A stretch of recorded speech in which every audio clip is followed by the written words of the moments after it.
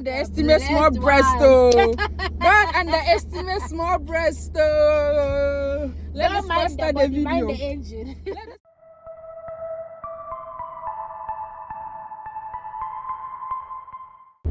The brightness of this day has given me the opportunity to bring you this video. Welcome back to my channel, Winging It with AC. My name is AC.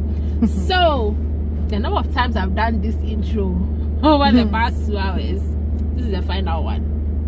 So, if you are an old person on this channel, you've been here since the beginning. What does OG stand for? OG. Yeah. I don't even know. Because they've been saying OG. I have no idea. It's the old girl or so old one. I maybe don't know. old girl.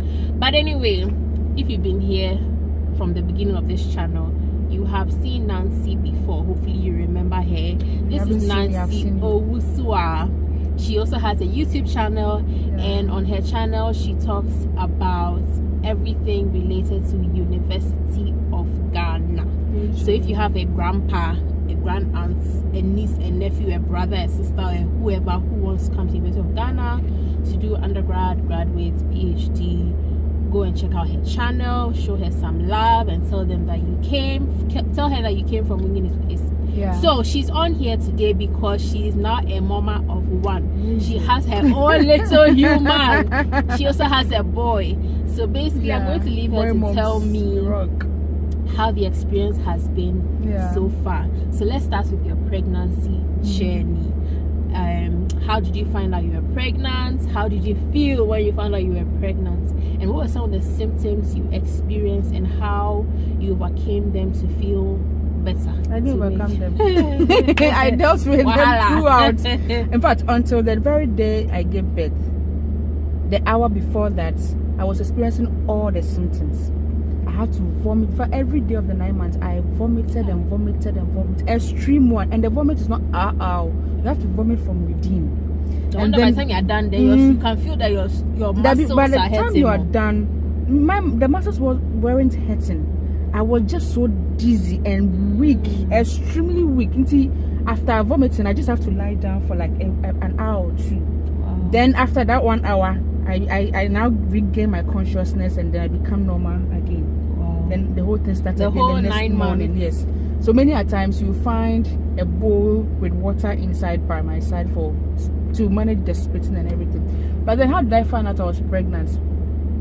We were trying, we're not trying. I mean, like, now that you're married, these things, you have to give birth to. So it has to be when you are ready. It wasn't like we were praying to God. We had lost one before, so even this one, when it came, we were a bit, iffy, but we prayed to God, all right, God to do his thing. But it's not like we were sitting down there waiting and praying and it just so happened, and I missed my period and I tested and it was positive. So yeah, that's how I found out we were pregnant. Then I think a week after was when the symptoms started. So it was just extreme nausea from day one to the very day I gave birth. Extreme nausea. Mine was just nauseous. No ginger. In fact, there were a few times you will find me on campus with raw pepper in a small bowl like this. Just how people have gums and water in their bag. I have pepper, ginger, like I'll do concoction.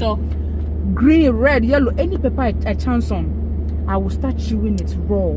Sure, it was so crazy, but it never helped. It didn't help. It didn't help. But it will even make me gag more and vomit more. So mine was to the extreme. I don't know whoever has experienced this. And if you've not experienced this, you might think I'm exaggerating. But Charlie, smells. What about smells? For 6 months, I never entered my kitchen. For 6 months, I never entered my kitchen. I had to delete Instagram because the sight of food will make me vomit. I can't eat. The only time I could eat kenkey was when I was pregnant. Kenkey with the raw pepper, no fish, no oil whatsoever. Wow. Just kenkey with raw pepper. I ate that every morning for like 7 months or so. Wow. And if I don't eat that food, I'll be shaking. You have no idea. This my pregnancy. It was the nausea was too extreme to the point that there were a few times I fainted in the house when there was no one around. Yes, because my niece was me. I needed to hold on to something and then pause for a minute, make sure I regain my consciousness, and take a step or two. I mean, it was crazy. My mind was crazy. So when you were able to now finally enter your kitchen, kitchen. Yeah, I was cooking. were cooking. I wasn't joking. So that was for like 6 months. 6-7 months. Yeah. When it comes to the sight of food, I think for me, I remember at the time I used to bake and sell the banana muffins. Yeah. So I don't know. I think somehow my body just, once I got pregnant, I couldn't stand even the sight of the muffins or the smell. Yeah. So I remember the last batch that was in the house, I kept telling Richie that he should eat it. I don't want to see this thing. I don't even want to see it. Yeah. It's so weird how pregnancy hormones make us behave. And then again, perfume. If my husband is going to work and he wear his perfume before coming to say goodbye to me, we will fight that day. Because then he will come to me, then go, and then I have to deal with the after, the after effects. It was mine was just pure nausea. The nausea was my major challenge during my pregnancy. Nausea. I will vomit, and once the vomit is out of the way, then my day will start. So I condition myself every morning that okay, when I'm going to brush my teeth, I'll have to make sure I vomit, because I have to. No matter what, I know I'll vomit, so I just have to vomit and get it out of the way for my day to start.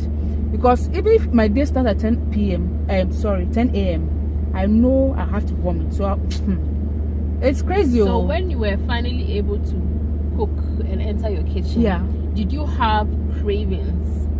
Did you have cravings, like strong cravings? Like there were times where you were really craving something, you had to have it. No, you didn't really have that. Really. A few times, because for the first 6-7 months, I never ate meat or fish, or I could eat egg. So I made sure I ate egg every day. But the doctors also said it was good for something. So I ate egg almost every time with pepper, pure pepper.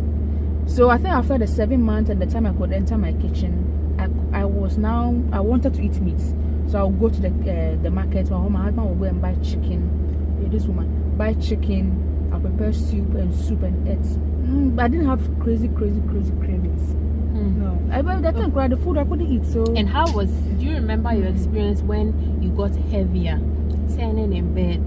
Yeah. How was it like always having to lie on your left side? And then you couldn't sleep on your back, you can't sleep on your tummy, just on the left and sometimes on the right. Okay, so now tell me about when did you realize you were in labor? I like that part. And then tell me what happened from then all the way to when you delivered. Oh, I love that part so much. So you know how crazy I'm talking about. The entire pregnancy was like a nightmare for me. So talking about delivery, I'm excited. So it was this fateful day. Okay, prior to that, like a month or two to the delivery day, I was experiencing something they call Braxton Hicks. Yeah. So it will come and go. It's like a menstrual cramps, if you don't know what I'm talking about. Your entire stomach will just tighten. Mine was. And then, it was the entire stomach. Then it will tighten. Wow. Then it will. No, mine was like a menstrual cramps from behind like that. I have to the abdomen area. So it will come like a cramps, like menstrual cramps. It will come for about roughly close to 5 minutes. Then it will just ease off. Then it will go. Then maybe another week, in a week time, I'll experience the same thing. So it will come and go. It will come and go. So it was normal for me. Then on this fateful day, I think I had crossed my 39 weeks. So me now, I was preparing towards that time. But it didn't cross my mind that I was in labor. So it was around 4 a.m. I had slept. Normally when I sleep, 8 and 9 months, you wake up a lot to pee. So it was one of those times I had woken up to go pee. I went to pee and came to sleep around 4:30. I woke up again to go and pee and came back. And then the pain started coming. I felt a sharp pain, like the hips, Braxton Hicks now. So I said, oh, it's one of those things. This time I had missed it for some time. So like, oh, wow, this thing is back again. So I was happy. I was laughing. So it came. And I said, oh, it will go. So I lay down to sleep again. Then around 5, I woke up again the pain came again.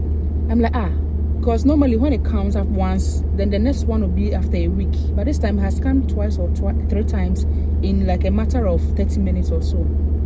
So I said, maybe let me go to the washroom and try the number 2. Maybe it's because of that. So I went to the washroom and did the number 2. It came, Then I came back to sleep. And then the pain came again, but it wasn't anything crazy. So my dream call. It wasn't anything crazy. So this was the 3rd or 4th time, and I told my husband that we had already packed our hospital bags prior.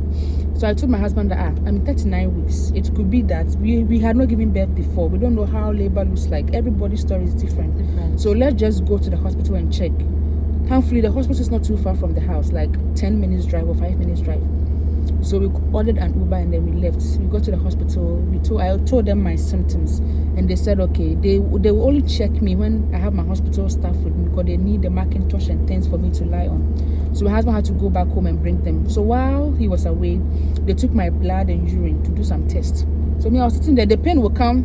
I could manage it because normally when I get my period, the pain is quite difficult, and I'm able to go through it. So I was just managing. So this time around, this was like the 6th or 7th time I was experiencing that pain.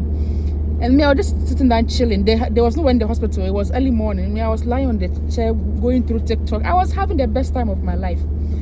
So my husband finally came back. The midwife took us to the delivery room, a very cute room.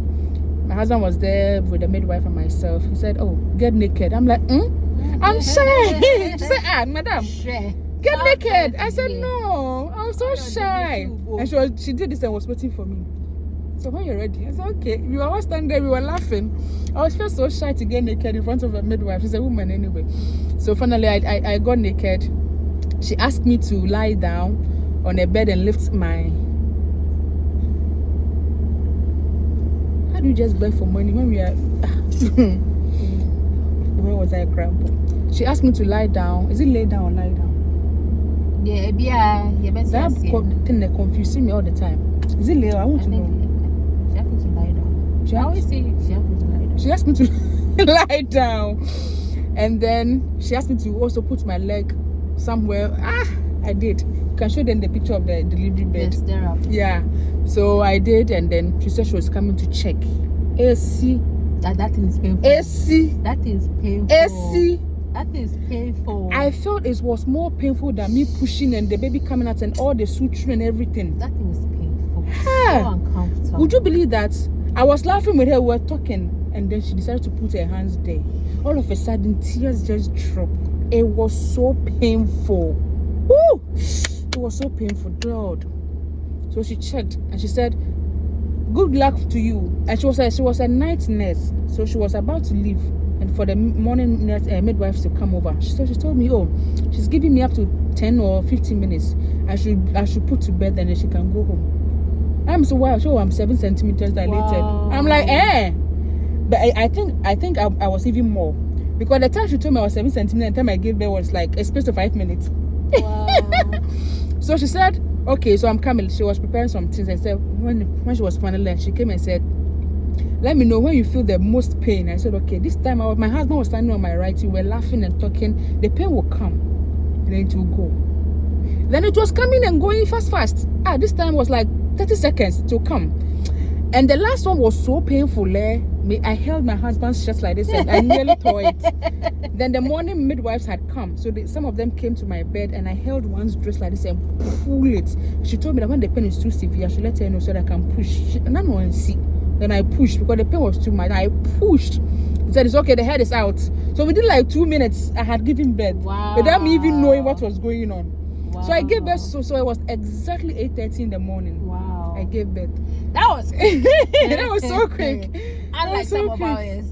The suturing was also painful, but they call that one sweeping of the something membrane or something. That one is more painful. That one I never experienced. Too painful. The membrane sweep. To check how dilated it was too painful. Yeah. I think I should check twice, and it was so painful. Yeah.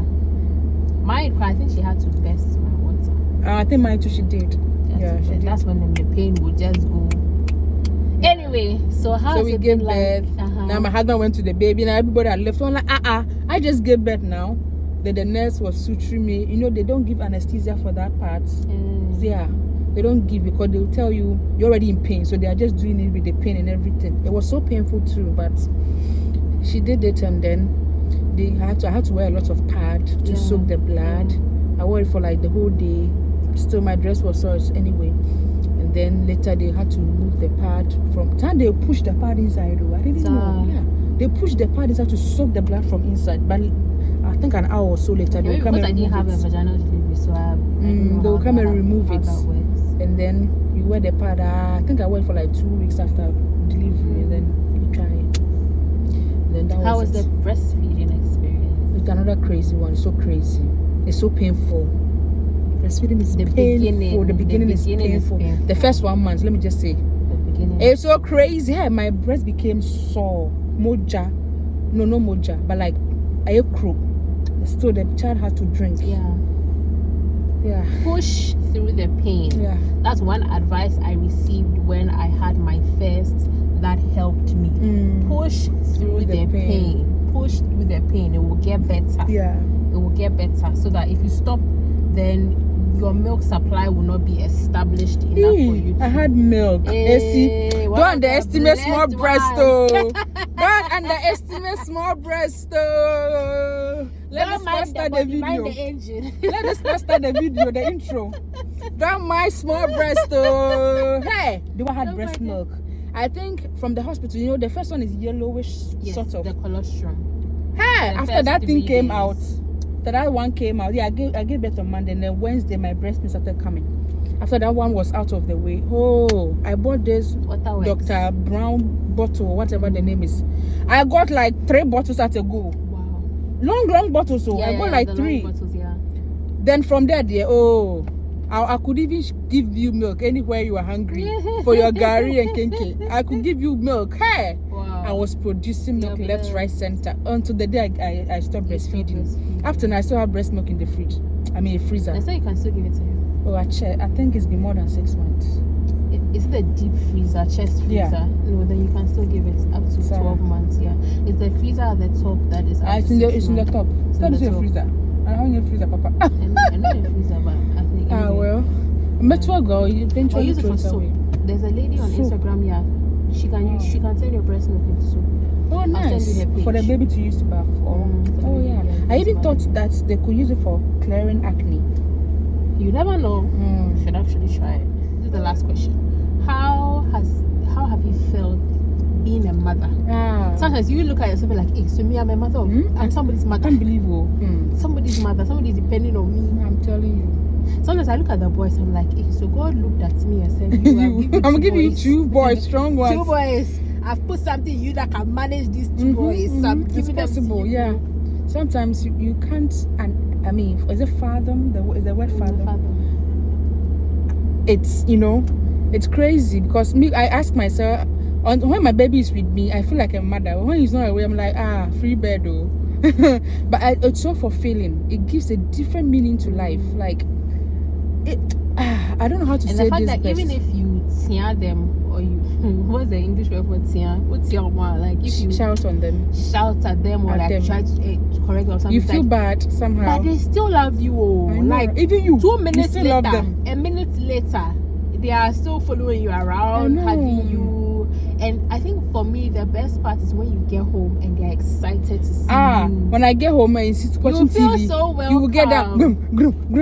Ma. Now I have to carry him. It's so beautiful. Yeah. It's so beautiful. So that's really nice. It's so beautiful. And there's this kind of love. Feeling. I was talking to my HOD the last time. There's this kind of love that you wouldn't even think twice to die for them, to take their place. I mean, it's crazy. When my son is crying, sometimes I feel like, why are you crying? I'm so sorry. I feel like I brought them into this world, although through God's grace, I feel like I brought them into this world. I don't want them to suffer.